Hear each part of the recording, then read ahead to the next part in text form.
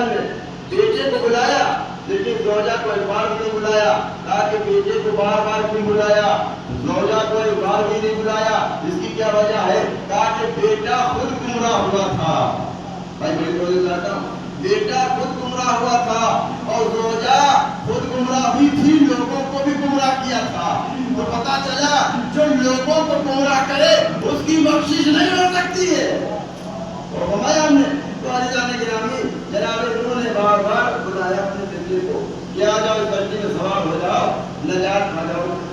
ارے جناب نوح کا جو بیٹا تھا کیا کہنا بھائی, کیا سنیں آپ, اگر جان کو بچانا ہے تو کشتی میں آ کے بچانا, پہاڑ پہ جا کر اپنی جان کو نہ بچانا. تو جان کا بچانا واجب ہے اور خود خوشی کرنا حرام ہے.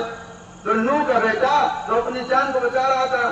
جس طریقے سے نماز پڑھنا واجب ہے, جس طریقے مسلمان رسول اللہ صلی اللہ علیہ وسلم آئے اور لانے کے بعد میں کہتے ہیں یا رسول اللہ آج آپ کی میرے گھر میں دعوت ہے اور آپ ضرور تشریف لائیے گا.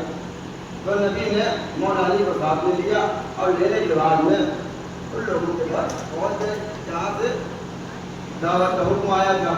مولا پہنچے اور پہنچنے کے بعد میں ان لوگوں کا پلاننگ یہ تھی, پلاننگ یہ بنا رکھی تھی کہ جیسے ہی رسول اللہ آئیں گے اور آنے کے بعد میں یہ جو پوشیدہ دیوار ہے ہم دیوار دیکھنا تیار کریں گے, رسول اللہ نکال کروا جائیں گے.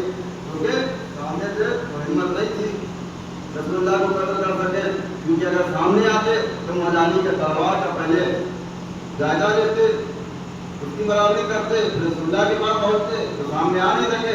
پلاننگ یہ بنائی کہ چپ چار دیوار گرا دیں گے اور کہیں گے بھیا وہ دیوار کو سیدھا تھی اور وہ گر گئے, رسول اللہ انتظار فرما گئے. تو علی اللہ نے گرامی جب وہاں پہنچے اور پہنچنے کے بعد میں جیسے رسول اللہ دیوار کے پاس بیٹھے, مولا علی نے اپنے ہاتھوں کو جوڑ کے کہا یا رسول اللہ آج آپ اس دیوار کی طرف نہ بیٹھیے, آج آپ سامنے بیٹھیے, دیوار کی طرف ہم بیٹھتے ہیں. اور ہمارے یہاں میں یا رسول اللہ آپ سامنے بیٹھیے, دیوار کی طرف ہم بیٹھتے ہیں.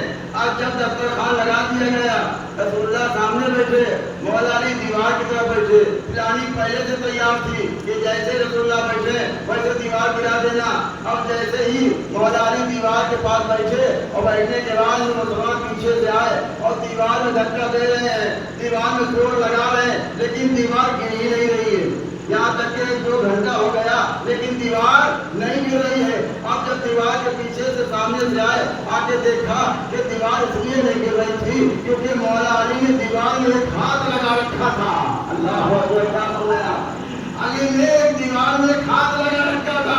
اب جیسے یہ دیکھا کہ علی نے اس دیوار کو ایک ہاتھ سے روک رکھا ہے. اب کچھ لوگ وہی کہنے لگے جو خیبر میں کہتے تھے ارے یہ تو خدا, ارے ان کے جلال, ارے ان کے کمال, ارے ان کی شجاعت, یہ تو خدا والے ہیں, یہ تو خدا لگتے ہیں. تو اللہ نے کیسے ہی امامت میں یہ جملے سنے اور سننے کے بعد مولا علی نے اپنے آواز سے وہ سوکھی ہوئی روٹی نکالی اور نکالنے کے بعد سے توڑنا شروع کر دیا اور روٹی ٹوٹی نہیں رہی تھی. پھر اس کے بعد مولا علی نے اپنے گھٹنوں سے روٹی توڑنا شروع کی. اب گھٹنوں سے نہیں ٹوٹی تو لوگوں نے, مسلمانوں نے آپس میں گفتگو کی ہماری دیوار کو علی کیا روکیں گے, ارے جو سوکھی ہوئی روٹی نہ توڑ سکے وہ دیوار کو کیا روکیں گے. تو علی رانی گرامی جیسے انہوں نے جملے سنے اور سننے کے بعد مولا علی سجدے میں گئے اور سجدے میں جانے کے بعد میں کہتے سبحان ربی الاعلی و بحمدہ, ارے پروردگار میں نے ہمیشہ تیری توحید کا اعلان کیا ہے, اس کے بعد میں نے اپنا اعلان کیا ہے